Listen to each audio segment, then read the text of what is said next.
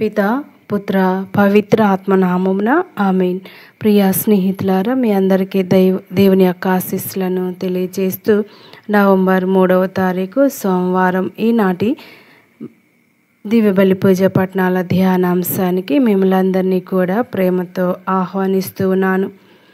మొదటి పట్టణము పునీత పౌలు రోమీలకు రాసిన లేఖ 11వ అధ్యాయం 29వ వచనం నుండి 36వ వచనం వరకు.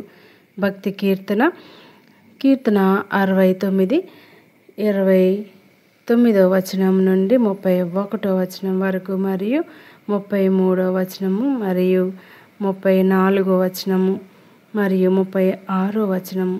లూకాసు సువార్త 14వ అధ్యాయము 12వ వచనం నుండి 14వ వచనం వరకు. ఈనాడు తల్లి శ్రీ సభ పునీత మార్టిన్ దే పారెస్ పునీతిని ఘనంగా కొనియాడుతూ ఉండగా, ఈ పునీతుడు క్రీస్తు శకం 1579 నుండి 1639 జన్మించి ఉన్నారు. మహావైద్యుడు, జాత్యంతర న్యాయపాలక పునీతులు, మత సాక్షి. ఈనాటి సువార్త పఠనం చదివి ధ్యానించుదాం. యేసు తనను భోజనమునకు పిలిచిన వారితో నిన్ను తిరిగి పిలవగలరు అనుభావంతో నీవు భోజనమునకైనను విందునకైనను నీ మిత్రులను, సోదరులను, బంధువులను, ఇరుగు పొరుగు వారిని, ధనికులను పిలవవలదు. నీవు విందు చేయనప్పుడు పేదలను, వికలాంగులను, కుంటివారిని, గుడ్డివారిని పిలువము. వారు నీకు ప్రతిఫలమును ఇయ్యలేరు కనుక నీవు ధన్యుడు వగుదువు. నీతిమంతుల పునరుత్థాన కాలమున దీనికి ప్రతిఫలము లభించును అనెను. ధ్యానాంశం: ఈ లోకంలో అందరూ ఏదో ఒక సందర్భాన్ని పురస్కరించుకొని విందులు చేస్తూ ఉంటారు. ఉన్న బంధాలను నిలుపుకోవడానికి, బలపరుచుకోవడానికి ఇవి కొంతవరకు ఉపయోగపడతాయి అనటంలో సందేహం లేదు. ఇది అవసరం. అందువలన మన బంధువులను, స్నేహితులను, ఇరుగు పొరుగు వారును, పరిచయస్తులను, ముఖ్యంగా ఎవరి వలన ఉపయోగం కలుగుతుందో, ఎవరు తిరిగి పిలవగలరో అట్టి వారిని మాత్రమే పిలుస్తూ ఉంటారు. దీనిని ప్రభు ఆక్షేపించుట లేదు. కానీ ఆకలి దప్పులతో అలమటించే వారిని, దిక్కు మొక్కు లేని వారిని, ఇహలోక పరంగా ఏమాత్రము ఉపయోగపడని వారిని ఎవరు పిలవరు. అలాగే మన హోదాకు సరిపడిన వారిని పిలవరు. ఒకవేళ భోజన సమయానికి పేదలు వస్తే వారికి సగౌరవంగా భోజనము వడ్డించరు. తమ సరస్సున వారిని కూర్చోపెట్టి భోజనం వడ్డిస్తే విందుకు వచ్చిన వారు కూడా హర్షించరు. కనుక భోజనం కోరి వచ్చిన పేదలను తరిమి కొడతారు. ఒకవేళ భోజనం మిగిలితే అప్పుడు పేదలు జ్ఞాపకం వస్తారు. కానీ ప్రభు కోరేది అది కాదు. ఆచరణలో కొన్ని ఇబ్బందులు ఉన్నను అన్నార్థులకు ఏ ప్రతిఫలము ఆశించకుండా విందు చేయగలిగితే ప్రభు కోరికను నెరవేర్చిన వారం అవుతాం. అందరూ ఎంతో కొంత దాన ధర్మాలు, సహాయాలు, పేదలకు అన్నదానాలు, వస్త్రదానాలు వంటివి ఇస్తూ ఉంటారు. కొంతమంది తమ కీర్తి ప్రతిష్టల కోసం చేస్తూ ఉంటారు. మరికొందరు తాము చేసిన దాని కన్నా తిరిగి ఎక్కువ పొందాలనే ఆశతో చేస్తారు.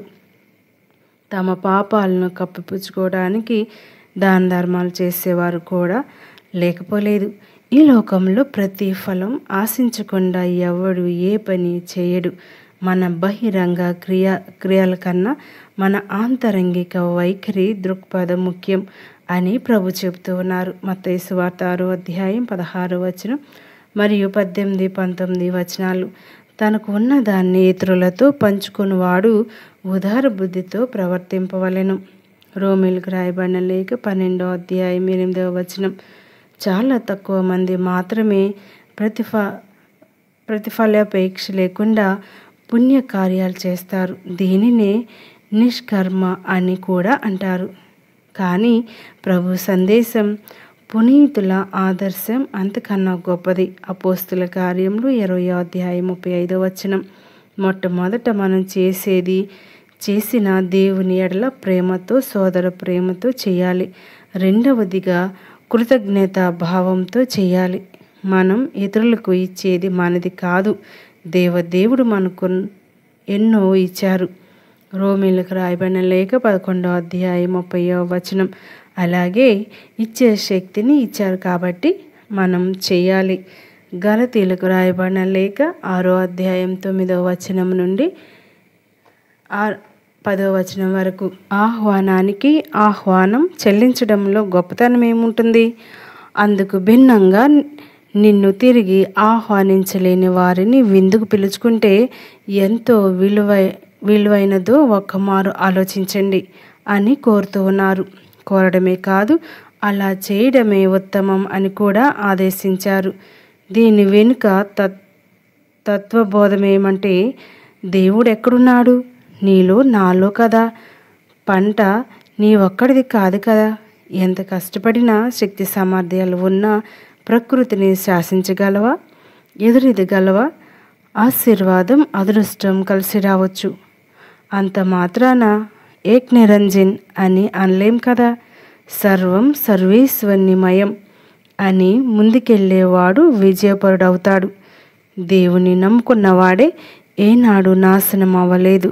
జన్మ తరించాలన్నా, పరలోక ప్రాప్తి కలగాలన్నా, రెండు దిక్కులు గల నాణ్యంలాగా దేవుడిని, తోటి మానవుడిని, మానవురాల్ని ప్రేమించడమే మన ముందున్న విధి నిర్వహణ.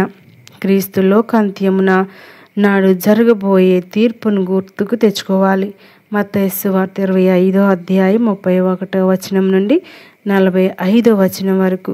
దేవుని సన్నిధానానికి చేరుకోవాలంటే ఏమి ఎంతవరకు సాధించావని కాకుండా, ఆపదలో అవసరంలోనున్న పొరుగు వారిని ఎంతవరకు ఆదుకున్నావన్న దాని మీదనే ఆధారపడి ఉంటుందని నిక్కచ్చిగానే చెప్పారు క్రీస్తు. ధన్యుడివి, నీతిమంతుడివి అని అనిపించుకోవాలంటే దేవుని ముందు వినయ విధేయతలు, పొరుగువారి ప్రేమయే ఏకైక బాధ్యతని మరోమారు గుర్తు చేస్తూ ఉన్నారు.